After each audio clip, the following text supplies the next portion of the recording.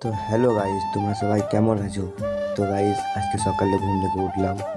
ঘুম থেকে উঠে দেখছি আজকে শরীরটা খুব খারাপ খারাপ খারাপ করছে। তাই দেখছি, তার মা বললো আয় উঠে চাটা খেলে, চাটা খেতে গেলাম, ব্রাশ ফ্রাশ করে গেছি। আজকে দেখছি ওয়েদারটা খুব সুন্দর করে আছে, তাই আজকে ভাবলাম একটু বাইরে ঘুরতে যাবো।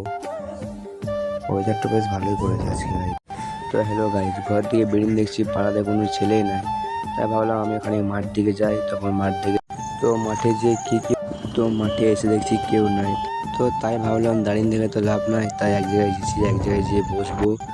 বসে যারা যারা আসবে সবাইকে দেখাবো। তাই বসতে বসতে টাইমই পড়েছে না। তাই রাস্তায় একটা ছোটো পরিন ভাই আছে, ওকে ডাকলাম। ও বলছে দাঁড়া আসছি, দাঁড়া, এখানে ও আসছে দেখো। তাই ভাবলাম বসে থেকে তো লাভ নাই, তাই আমি আর ভাবলাম এক জায়গায় গিয়ে ঘুরে আসি। ওখানে ঘুরে বসে ভালো করে শান্তিতে এডিট করবো, তারপরে পাড়ার ছেলেগুলো আসবে। তো আমার একটা বসার জায়গা পেয়ে গেছি, তাই ওখানে এসে ভাট করে বসে গেলাম। তো বসে বসে কী হচ্ছে না হচ্ছে আবার দেখাবো একটু পর। তো ভাবলাম এখন ভিডিওটা এডিট করা যাক।